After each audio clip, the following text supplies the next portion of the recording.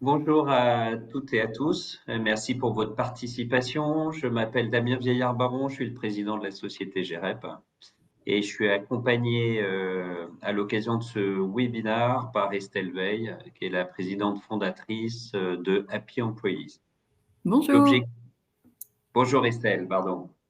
L'objectif de ce webinaire, c'est de parler d'engagement de vos salariés et d'absentéisme. Et avant d'introduire le sujet, je vais me permettre de vous donner quelques chiffres sur GEREP, son activité. GEREP est une société de conseil dans le domaine de la protection sociale qui emploie 80 collaborateurs sur des talents multiples, juridiques, actuariat, technique, communication sociale, négociation paritaire. L'objectif de GEREP, c'est d'accompagner les entreprises dans tous leurs programmes de protection sociale complémentaire, donc sur la prévoyance, les risques lourds des arrêts de travail, sur les frais de santé, sur la retraite complémentaire et l'épargne salariale notamment. On intervient pour des entreprises, toute taille, tout secteur d'activité. Et la raison d'être de GEREP, c'est de développer des solutions et des services à impact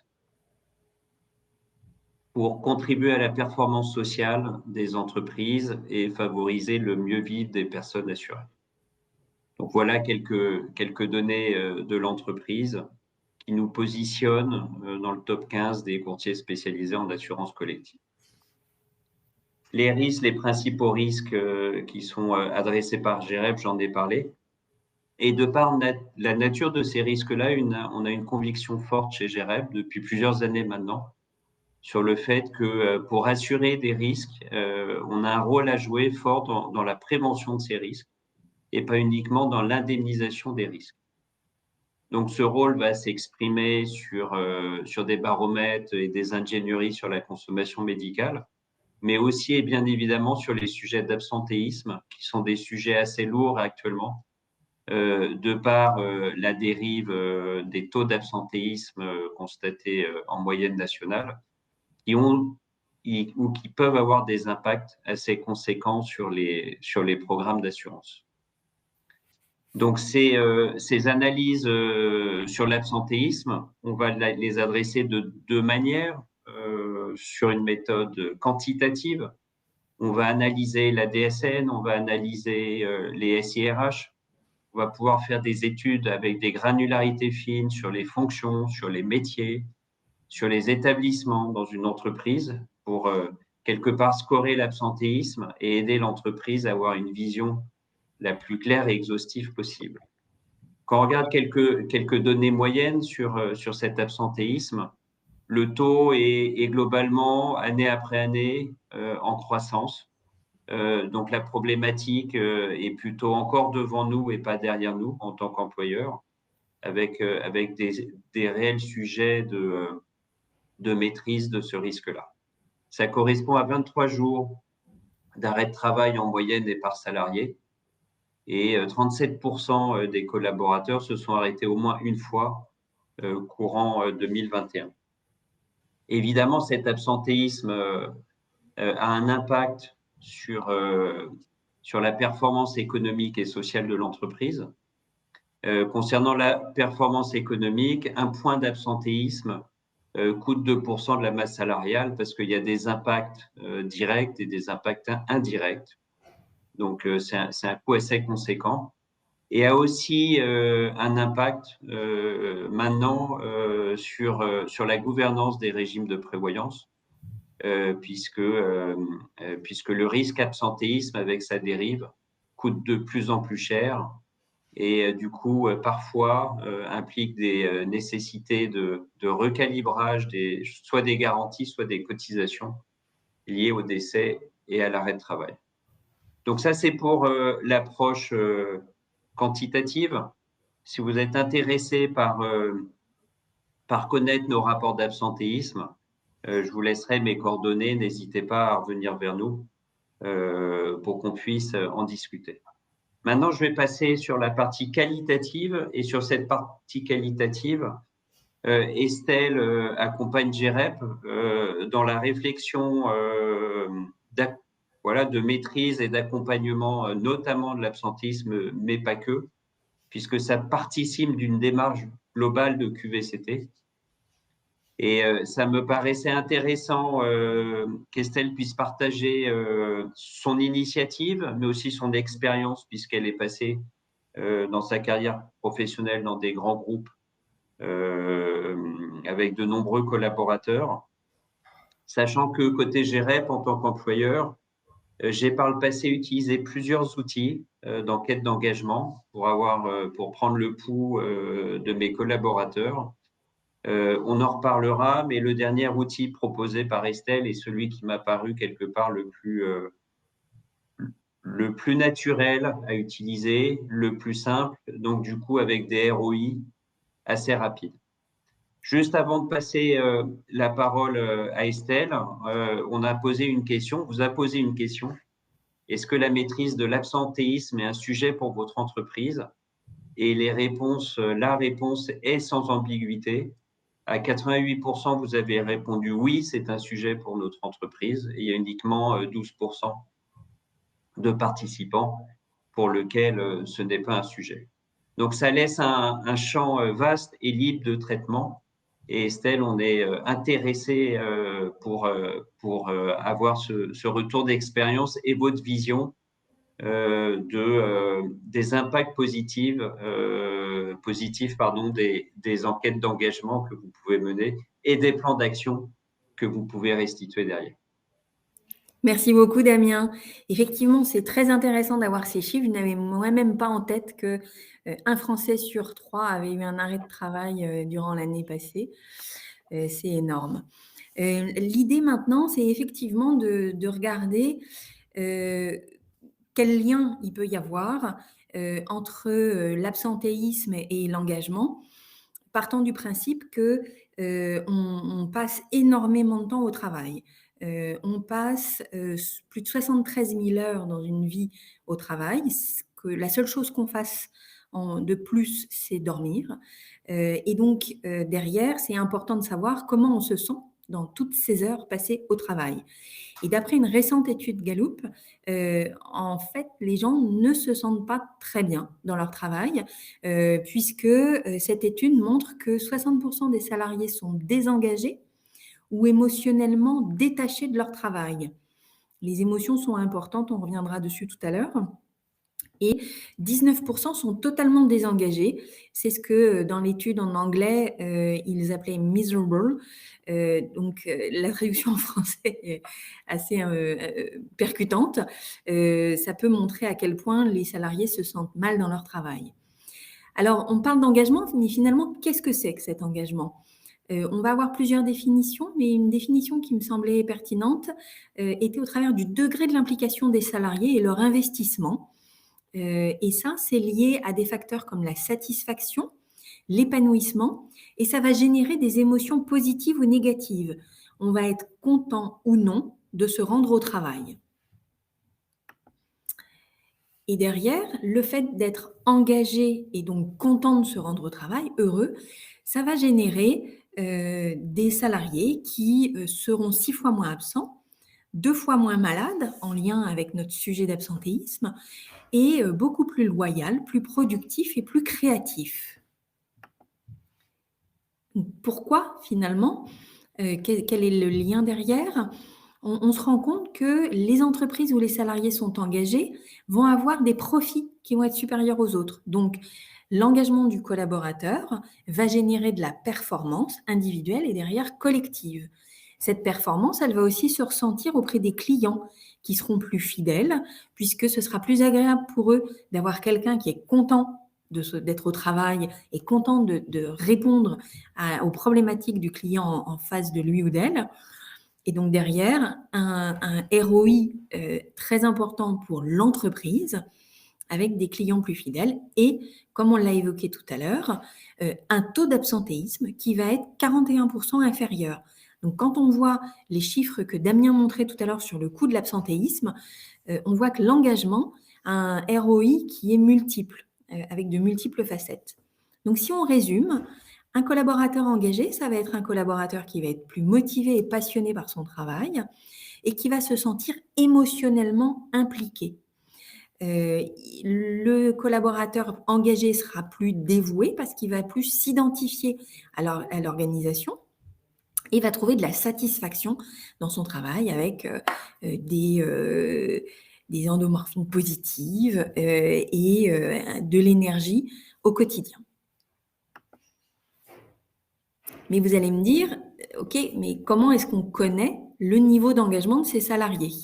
Oui, Estelle, on est habitué à poser la question aux clients sur leur satisfaction. Traditionnellement, un peu moins à ses salariés. On sait que maintenant, dans le contexte de relations employeur-collaborateur, le collaborateur doit être considéré comme un client, bien évidemment, et de plus en plus fortement. Donc, il y a intérêt à leur demander leur avis directement. Complètement. Et effectivement, ça va permettre, comme on le fait avec les clients, de prendre le pouls, de savoir ce que le salarié pense de l'entreprise. Donc, ça sera le pouls sur le moral de l'équipe. Ça va permettre de mesurer si les salariés se sentent valorisés et respectés. Ça, c'est aussi une dimension très importante dans l'engagement du collaborateur. Et puis, leur donner la parole en leur demandant ce qu'ils aiment et ce qui pourrait être mieux fait dans leur travail. Donc ça, c'est quelque chose qui se met en place de manière assez simple, mais on s'est rendu compte en faisant un sondage que Donc, c'est une question qu'on vous a posée, effectivement. Avez-vous déjà réalisé une enquête d'engagement auprès de vos salariés? Et là, les réponses sont plus clivantes que la première question, puisque à 41%, effectivement, il y a déjà eu des enquêtes d'engagement de réalisées. Donc, c'est intéressant de voir aussi que c'est une pratique qui s'installe. Mais il y a encore 39% qui ne l'ont pas fait et 17% qui vont le faire dans les mois à venir. Donc, il y a une majorité encore d'entreprises qui se posent la question, qui n'ont pas encore intégré ces schémas-là. Alors, ça peut dépendre aussi des outils, ça peut dépendre des priorités que le dirigeant a traitées dans son entreprise. Mais avec la pression sur le marché du travail qui a été évoquée, c'est un outil de plus en plus important dans les relations employeurs-collaborateurs. c'est sûr. Et derrière, on a des solutions pour permettre aux entreprises de mettre en place de manière très simple ces enquêtes d'engagement. On travaille sur une plateforme qui s'appelle WeSay, qui a été développée par OpenSquare et qui va garantir la totale anonymisation des données. Ça, c'est très important puisqu'il faut que les salariés se sentent en confiance pour pouvoir vraiment exprimer leur opinion. Et il faut qu'ils aient la certitude qu'on ne pourra pas reconnaître qui a pu apporter les réponses. Donc ça, c'est clé, une anonymisation complète des données. Et derrière, il faut des choses simples. Donc, l'enquête que nous menons, elle peut être répondue à travers l'ordinateur ou elle est responsive au téléphone portable. Et elle comprend une trentaine de questions qu'on peut ajuster à la demande des entreprises s'il y a besoin et qui vont se répartir dans 3 grandes catégories. La mesure de l'engagement pur, et ça va permettre de se benchmarker par rapport à d'autres entreprises et de savoir où on en est vraiment sur ce niveau d'engagement auprès des collaborateurs. Des questions fermées sur des éléments autour de l'entreprise et de la perception du collaborateur, de son environnement de travail, de la stratégie de l'entreprise, de son management. Et des questions ouvertes, et ça c'est important, pour laisser la parole, comme je l'évoquais tout à l'heure, et avoir des verbatims sur ce qui marche bien. C'est important de demander ce qui marche bien pour pouvoir aussi le valoriser, et du verbatim sur ce qui marche moins bien, avec derrière la demande de qu'est-ce qu'on pourrait faire pour que ça aille mieux. Et pour pouvoir répondre à cette enquête, je disais que c'était simple parce qu'en fait, on utilise des systèmes de smiley ou de mots-clés autour des émotions de façon à ce que l'enquête soit la plus simple possible et qu'elle prenne peu de temps. ce qui est aussi un gage de réussite. Donc, ça prend moins de 10 minutes pour remplir cette enquête. Alors, on a sur le chat, Estelle, une question, mais vous y avez partiellement répondu, je pense. C'est quels sont les indicateurs de mesure de l'engagement? Si on rentre un peu plus dans le détail, ou enfin, vous avez indiqué qu'il y avait une question un peu générique, et après des points spécifiques qui vont être travaillés. Tout à fait. Donc, on va aller dans des grands domaines qui vont être autour de l'équilibre vie pro, vie perso, la stratégie de l'entreprise, l'impact RSE de l'entreprise, est-ce qu'on s'y retrouve ou pas, le management, la relation avec le management et l'intérêt dans le travail et le développement personnel au travers du travail. D'accord. On a ces grandes rubriques. D'accord. Moi, ce qui peut-être juste pour compléter cette slide et faire un retour d'expérience, effectivement, en tant que dirigeant et utilisateur. Et c'est aussi pour ça qu'on a décidé aujourd'hui de travailler nos aspects, nos analyses quantitatives par ce complément qualitatif avec Estelle. C'est que on a utilisé plusieurs outils dans le passé, des outils qui permettaient des notations de 0 à 10, des outils qui permettaient des notations via le déplacement de curseur. Souvent, c'était beaucoup plus de 10 minutes déjà pour répondre à ces enquêtes d'engagement. Ça pouvait peut-être faire ressortir énormément de signaux faibles, mais en fait qui étaient assez complexes derrière à traiter. Et ça fera le lien tout de suite après avec le plan d'action. Et ce qui nous a intéressé dans cette démarche, c'est que c'est vraiment une démarche facilitatrice par des codes couleurs, par des mots-clés émotionnels qui permettent assez rapidement de faire ressortir les éléments positifs, les éléments à traiter, et donc d'avoir derrière des quick wins en termes de plan d'action. Tout à fait. Merci pour ce retour, Damien. Une fois qu'on a mené l'enquête, qu'est-ce qu'il faut faire? Donc déjà, c'est important de se préparer à la lecture de l'enquête, soit en comparant les résultats obtenus avec des enquêtes qui auraient pu être faites précédemment, ou avec un benchmark externe. C'est très important, notamment pour prendre en compte la dimension culturelle.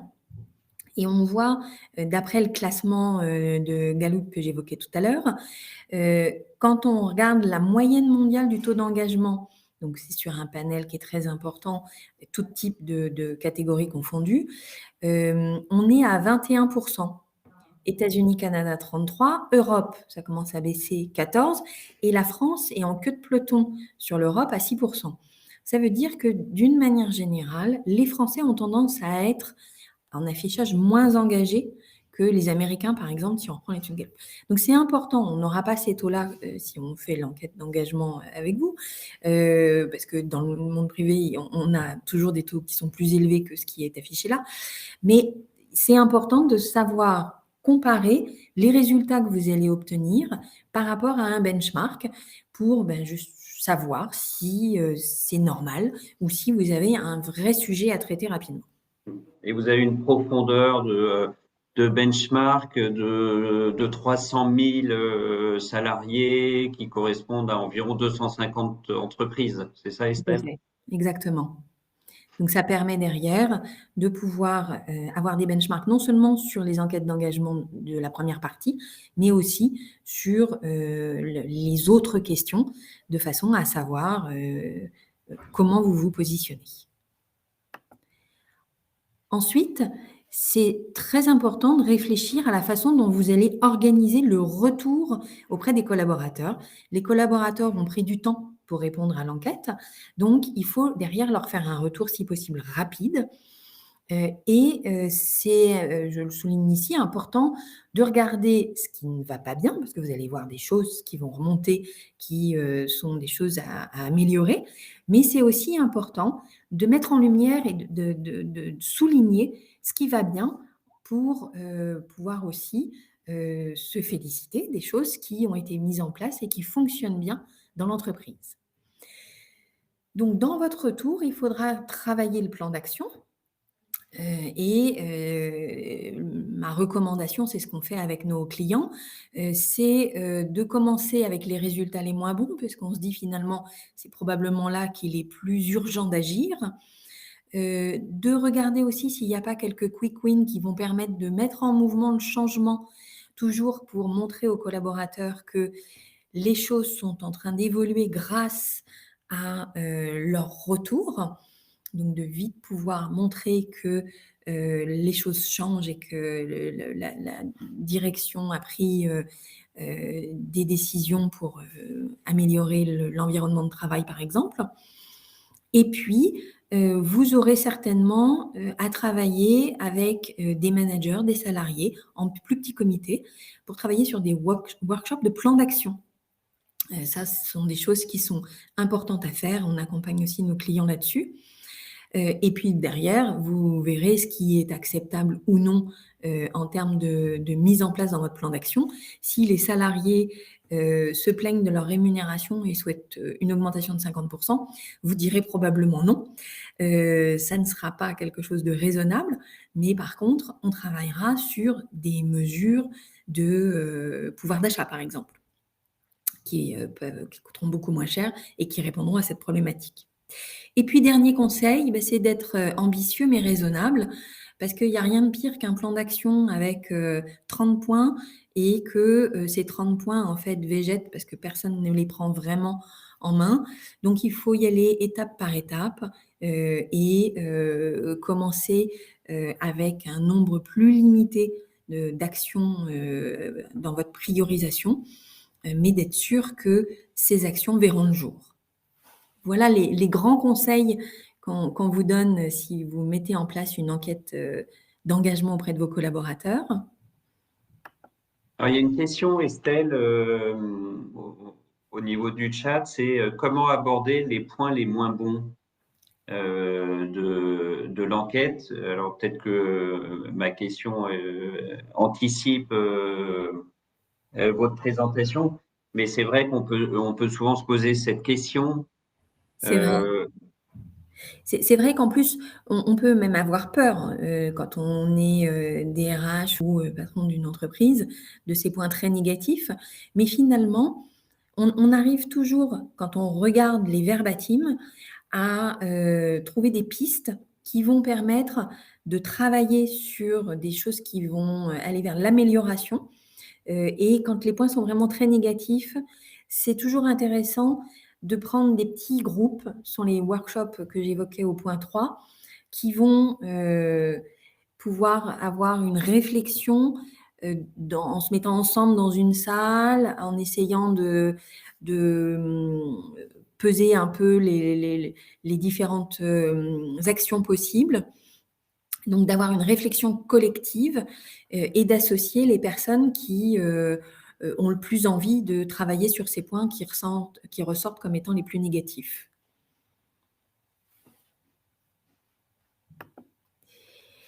On peut dire que, avoir des salariés engagés, c'est quelque chose qui, peut venir comme ça. En fait, non, il faut faire des choses pour que les salariés soient engagés. Ces choses, elles sont, évoquées là dans un mot d'introduction qui avait été, rédigé par le directeur général de Glassdoor, Christian Sutherland-Wrang, qui, récemment publiait, le classement des entreprises où il fait le plus bon travailler, en France. Ce que j'aimais bien dans son mot d'introduction, c'est qu'il expliquait que, pour être dans ce palmarès, il fallait offrir une expérience professionnelle positive et épanouissante, aux salariés, mais que pour ça, les entreprises qui étaient dans son classement redoublaient d'efforts pour favoriser le bien-être, la santé mentale des salariés et promouvoir la diversité et l'inclusion, proposer des avantages concurrentiels et un environnement de travail flexible. Donc, j'aimais ce côté redoubler d'efforts pour montrer que l'engagement des salariés, il peut être, là, il sera là, c'est même sûr, mais pour qu'il s'améliore, il va falloir faire quelques actions, d'où l'importance du plan d'action. Alors, vous me direz, les enquêtes Glassdoor, ça va être pour les grosses entreprises qui ont des grands volumes de salariés. Oui, mais il n'y a pas que elles qui peuvent travailler sur leur enquête d'engagement et derrière mettre en place des plans d'action. Et c'est ce qu'on porte avec la raison d'être de Happy Employees, c'est vraiment de permettre à toute taille d'entreprise de pouvoir travailler ces sujets-là et de pouvoir rapidement mettre en œuvre des plans d'action, notamment grâce aux partenariats qui sont disponibles dans la marketplace Happy Employees, autour des thématiques d'équilibre vie pro, vie perso, de célébration de reconnaissance, d'environnement de travail, de rémunération, mais aussi de thématiques comme la RSE, le développement des collaborateurs, l'engagement de la marque employeur et le bien-être. Tous ces éléments-là sont des éléments qui sont très importants dans le cadre de l'engagement des collaborateurs.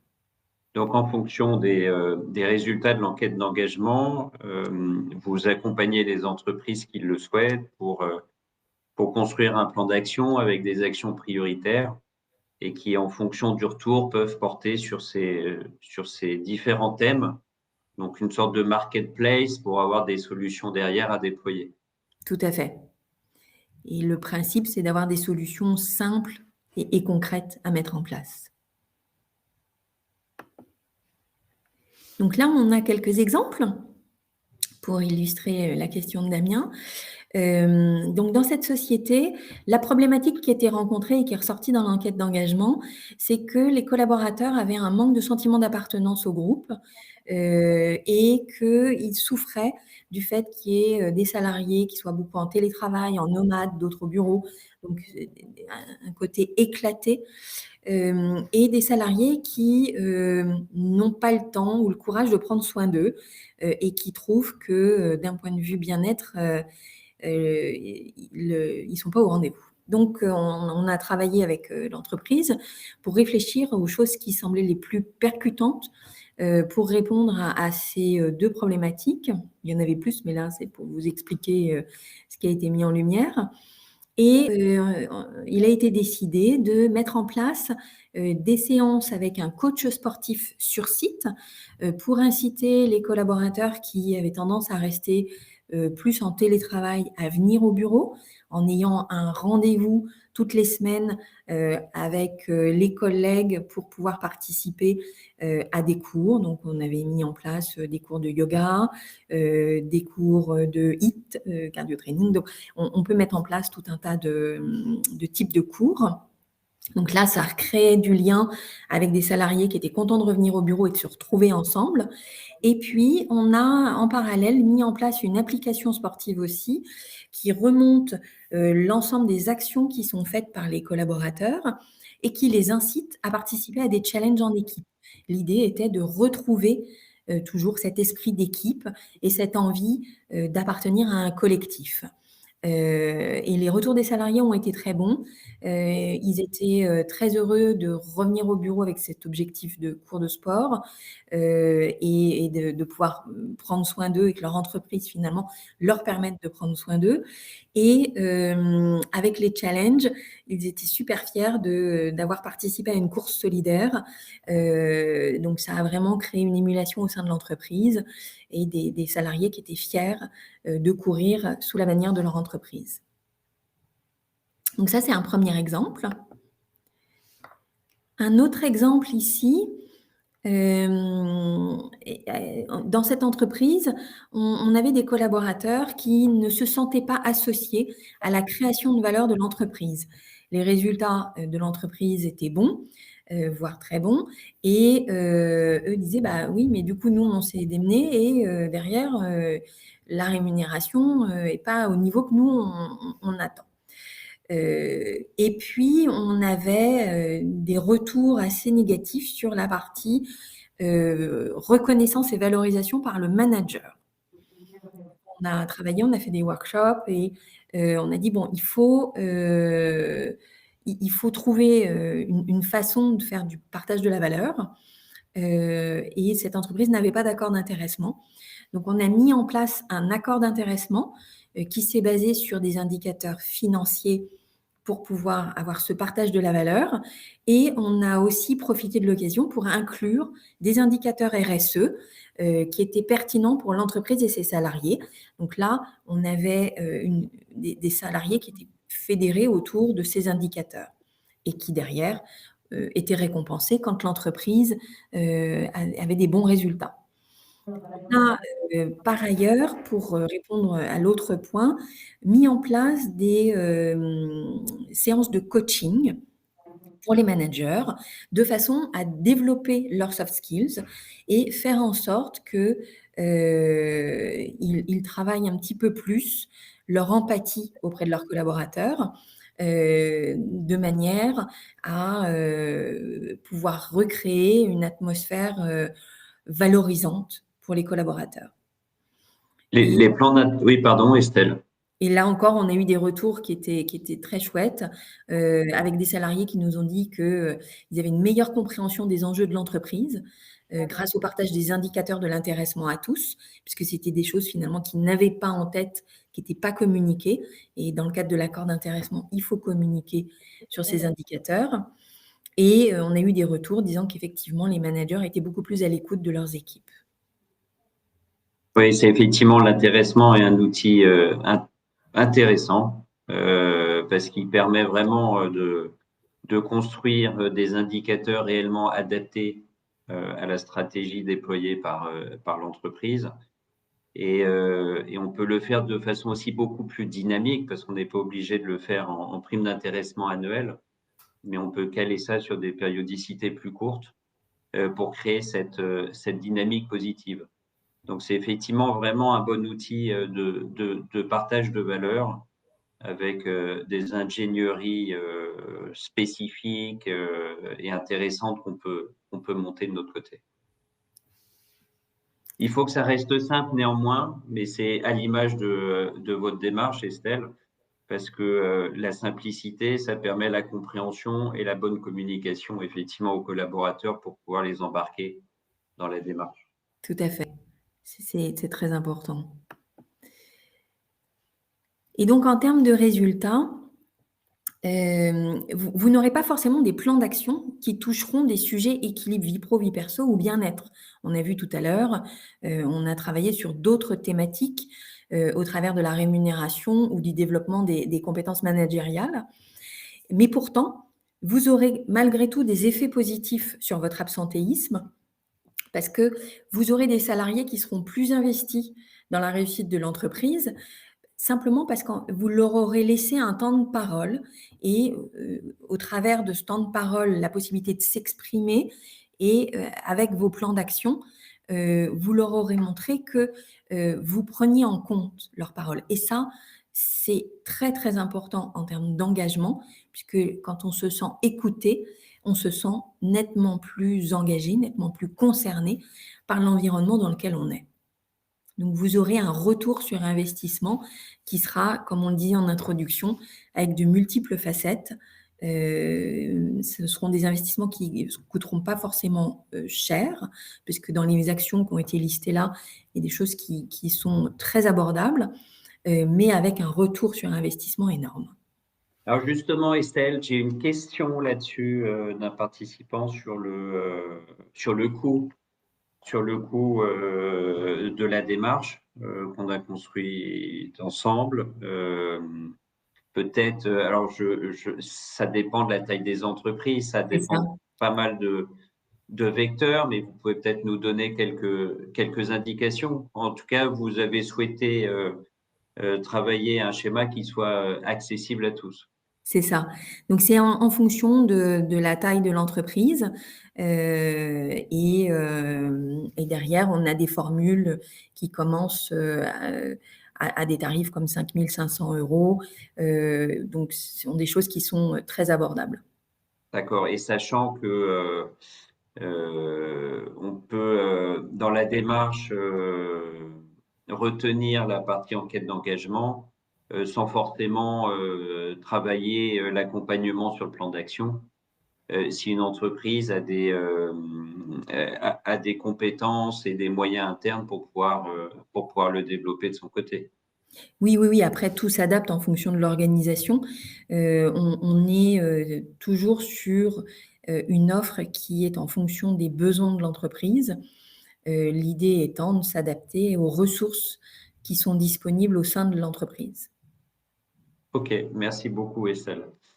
On est dans les temps. Il y a eu quelques questions. Peut-être pour conclure sur 2 slides, vous dire effectivement, mais vous l'avez compris à travers mon introduction, GREB s'intéresse à la QVCT parce qu'on est directement intéressé à la maîtrise des risques de protection sociale qu'on peut gérer et donc des impacts qu'il peut y avoir. Et dans ces impacts, on a parlé de l'absentéisme, qui est un point de maîtrise à avoir pour l'avenir. Et on a parlé aussi d'autres éléments au fil de l'eau de ce webinaire qu'on retrouve ici sur attirer les talents, nourrir les politiques de RSE, affirmer le leadership managérial, etc. Et côté GREB, depuis 2017, on s'intéresse à tout cet écosystème pour apporter des solutions. Il y a une première solution qui a été apportée il y a quelques années qui s'appelle GREB Prévention Santé. Et à travers Happy Employees, on apporte aujourd'hui une seconde solution, effectivement, à nos clients et aux entreprises pour les aider sur l'ensemble de ces sujets. Pour terminer, j'aimerais terminer sur ce slide, Estelle, que vous nous aviez fait passer, parce qu'il est extrêmement positif et je trouve qu'effectivement, il est très illustrateur de ce que peut être l'engagement et des impacts positifs que l'entreprise va retrouver sur l'absentéisme, sur la loyauté, sur la production, sur la création. Donc, tout son environnement de talent et de capital humain. Je voulais vous remercier à toutes et tous pour votre participation. Merci Estelle également pour cette présentation. Avec Mayer Ashline, donc on va mettre en ligne le webinaire et on vous laissera nos coordonnées si vous avez des questions complémentaires ou si vous voulez nous rencontrer prochainement. Voilà, je vous souhaite une très bonne journée et je vous dis à très bientôt. Au revoir. Merci, au revoir.